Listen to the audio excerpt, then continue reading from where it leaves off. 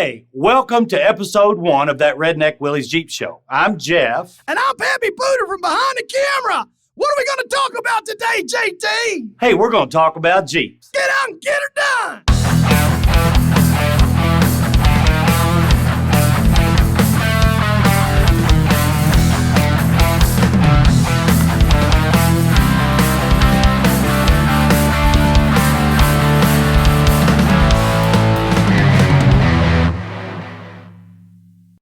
Hey, Pappy, I bet these people are wondering why they're here. I bet you they are too there, JT. We like Willys Jeeps and old military vehicles, and you got a lot of them, so we want to show that to people. What else we want to do, JT? Well, we're going to build Jeeps. We're going to take Jeeps apart. We're going to have fun. We're going to go on Jeep rides and have lots of fun and show you what that's all about. We might even go fishing. You never know. Hey, he might catch a fish. Just stay tuned for that. But this is about redneck life in Central Florida, and we want to take you on a journey. What are we going to talk about first, JT? Well, first off, we're going to go outside and talk about fixing doors. I like fixing doors. Let's get outside and go. All right. In this episode, we're going to talk about replacing sheet metal. Sometimes rust is a problem. Actually, all the time, rust is a problem. Well, I have some doors that a friend of mine, he needs me to repair. There's rust bubbling through. Hold on, I'll show you. Okay, here at the bottom of the door, there's lots of rust bubbles. All of it's got to go. So I'm going to cut it out, but I got to replace it with something. So to do that, I use my compressor to cut sheet metal, and I use my cutoff wheel to cut the holes out. That I'll show later. But today I'm going to show you what we're using. Here you can see where I've been cutting out sheet metal.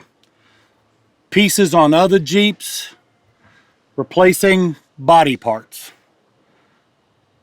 Not hard to do, but it takes a while to learn how to do it. You gotta know how to weld, cut, and measure. Hey Jeff, what size was that when you started? 4x8? This was a 4x10 sheet. So you've been busy. Yes, I had to replace. I have another 4x10 sheet in my building. Roll it!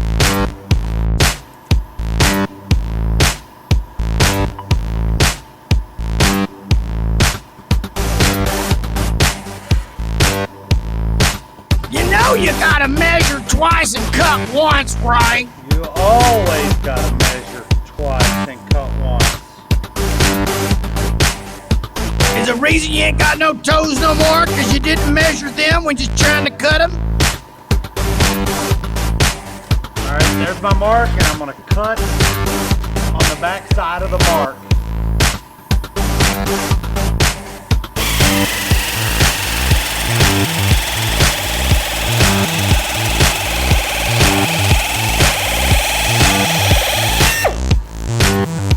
Beautiful. Hey, JT, that's a really good job. Why, thank you. You're welcome, man. I tried. Ha ha!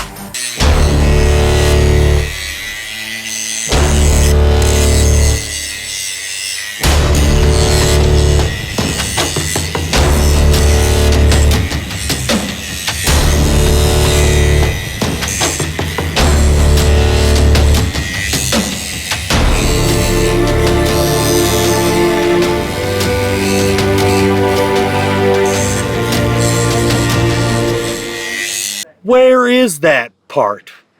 I can't find it. Let's see here. I knew I put it somewhere. Ah, right there. I'm glad we did that. See? I helped you. Because I didn't know where these were. Now you do.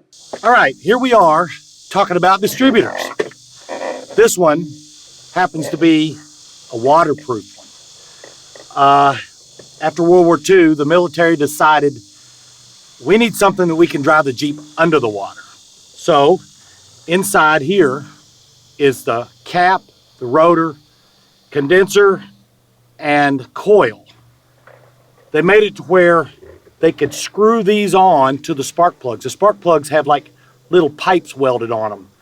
And these screw on, the spark plug wires are multi-layer to keep the water out. Beautiful waterproof distributor. Can I go swimming with that? You probably could, but it might... Will it power my fins? No. It'd power you... Come on, Pappy needs a little help. He's getting It would old. work your Jeep. Okay, then we'll do that too.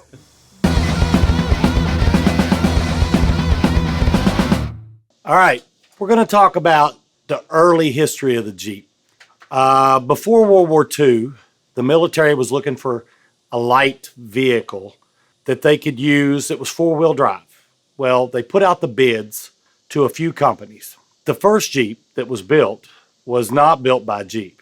It was built by a small company in Pennsylvania called Bantam. Bantam made cars, but the government asked for bids from companies. Bantam was having a really hard financial time, so they submitted a bid. They were not going to be big enough to make enough Jeeps, but they made the first one. When the government decided that Bantam wasn't going to be able to make enough Jeeps, they put out bids to Willys and Ford.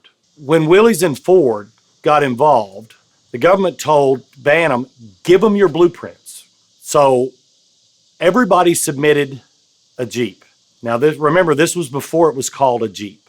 They picked Willys as the prime contractor. Well, the government figured out that Willys didn't have the production ability to keep up. So they told Ford to make one also. When it was all said and done, Willys had the design, but Willys and Ford made 600,000 Jeeps during World War II. Right! All right, I know one thing we need to talk about that everybody might not know, but you might. I don't know, but we're going to discuss it. Jeep grills. They made lots of different styles. World War II had 9 openings, 9 slots. After World War II, they went to 7. Does anybody know why there are 7 slots in a Jeep grill? Well, I'm going to tell you. Because of the 7 continents. I just thought that was an interesting little thing I thought I would tell you. Hey, Jeff, that's pretty interesting what you're showing on those grills. Don't you think people may want to go outside and actually see one? Well, let's go. Well, let's go, man. Come on, let's go. All right, here we are talking about the grill. Now, remember I said there's 7 gaps. 1, 2, 3, 4, 5, 6, 7. Represents 7 continents. So, and this grill, not necessarily supposed to be on this Jeep. This Jeep's a 69 CJ6. The grill come off an 81 CJ7. Lots of reasons why I did that, and I'll explain that later. This is like a Frankenstein Jeep with multiple parts from multiple Jeeps on it. But, yeah. Hey, JT, Yeah. didn't you say something about continents? Yeah, 7 continents, yeah. Well, why don't you name them? Why don't you try to give that a whirl? I think I might be able to do it. Let's get it done. North and South America, That's dos, Europe, tres, Asia, cuatro, Africa, cinco, Australia, seis, Antarctica. siete. Ah, That's great, man. Great I got job. it. Hey, Redneck Willys Jeep guy. And I don't only build Jeeps, I also play in a rock and roll band.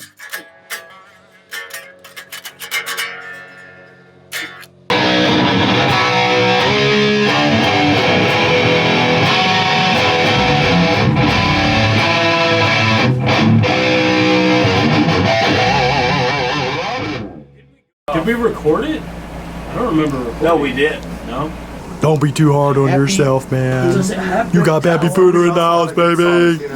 You got Pappy Pooter and you got Santa Claus. Alright, well, we know how to get up. Yeah, Well, we know how to get up to that. Rolling. Hey, Pappy. I wonder what they thought about the first episode. I sure hope they liked it, JT, because we worked really hard on it. We know we're going to keep getting better. Just we got to keep on trying. Know what I mean, J-Money? Yeah, that's right. We're definitely going to get better at this. You know what we need them to do right now, Jeff? And what is that? Please hit that subscribe button. And that like button. And don't forget that notification bell, ding, ding, ding, so you know we put out new videos. That's right. So welcome and come back to episode 2 next week. I hope to see you next time. Let's get her done, JT. Yeah. Ha ha!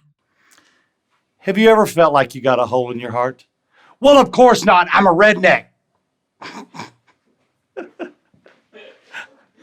Hey, I'm in the boat yesterday morning, and I went, I need a beer.